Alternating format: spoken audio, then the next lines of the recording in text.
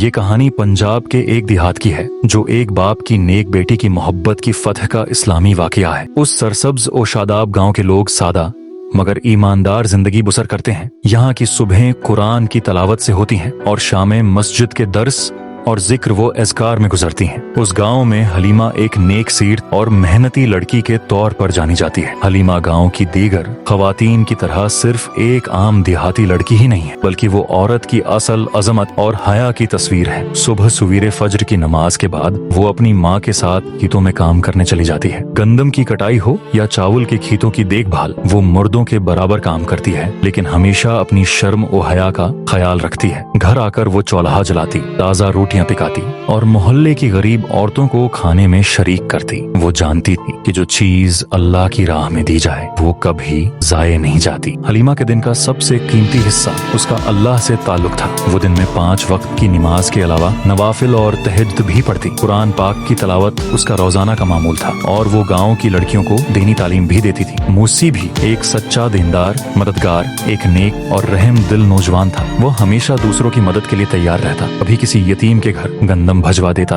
कभी मस्जिद की सफाई में हिस्सा लेता और कभी बीवा औरतों के खेतों में बगैर किसी उजरत के काम कर देता। वो ये सब अल्लाह की रजा के लिए करता था, न कि लोगों की तारीफ के लिए। मूसी की नजर हमेशा झुकी रहती, लेकिन वो जानता था कि हलीमा जैसी दीनदार और मेहनती लड़की इस दुनिया में कम ही मिलती है। वो दुआ करता कि अगर अल्लाह ने उसका नसीब हलीमा के साथ जोड़ा है तो वो उसके लिए आसानी पैदा करे। एक दिन गाँव में शदीद तूफान आया, खेत तबाह होने लगे, दरख्त गिरने लगे और पानी गाँव के कुछ घरों में दाखिल हो गया। हलीमा और उसकी माँ का घर भी उन घरों में शामिल था। कामरान ने अपनी जान की परवाह किए बगैर गांव के लोगों की मदद शुरू कर दी। वो एक घर से दूसरे घर तक जाता, बूढ़ों को महफूज मकाम पर पहुंचाता और लोगों के घर बचाने में मदद करता। जब उसे मालूम हुआ कि हलीमा और उसकी माँ के घर की छत गिरने वाली है तो वो फौरन वहां पहुंचा और अपनी जान की परवाह किए बगैर उन्हें बाहर निकाला। हलीमा के वालिद हाजी इसहाक ने ये सब देखा और मूसी की दियानत और बहादुरी से मुतासिर हुए। गांव में सब कुछ ठीक चल रहा था कि ने अपनी साजिश का जाल बुनना शुरू कर दिया। बाबा रशीद को मालूम था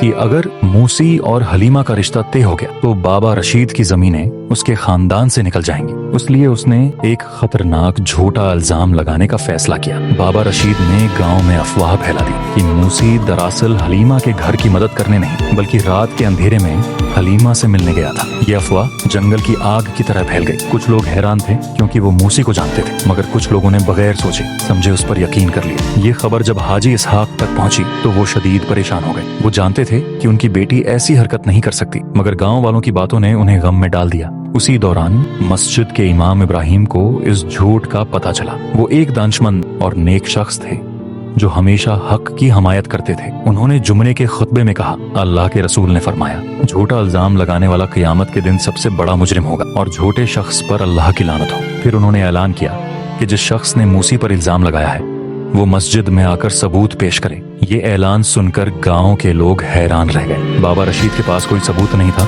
इसलिए वो खामोश हो गया। आखिरकार अल्लाह ने सच को जाहिर कर दिया और बाबा रशीद के झूठे इल्जामात नाकाम हो गए। हलीमा ने अपने सब्र, नेकी और हया की वजह से पूरे गांव में एक मिसाली किरदार कायम किया था।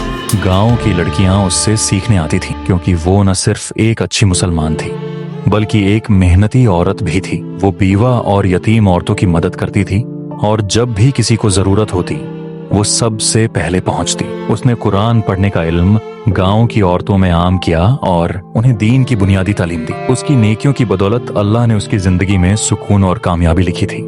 हाजी इसहाक ने आखिरकार समझ लिया कि मूसी ही वो शख्स है जो उनकी बेटी के लिए बेहतरीन कदरदान शोहर साबित हो सकता है। उन्होंने खुद मूसी के घर जाकर उसके वालिद से रिश्ता मांगा। सादा और इस्लामी तरीके से निकाह हुआ और यूं दो नेक और सालेह लोगों की मोहब्बत इस्लामी उसूलों के मुताबिक कामयाब हो गई। निकाह के बाद हलीमा ने अपनी इज़्दवाजी जिंदगी में भी वही रवायात जारी रखी।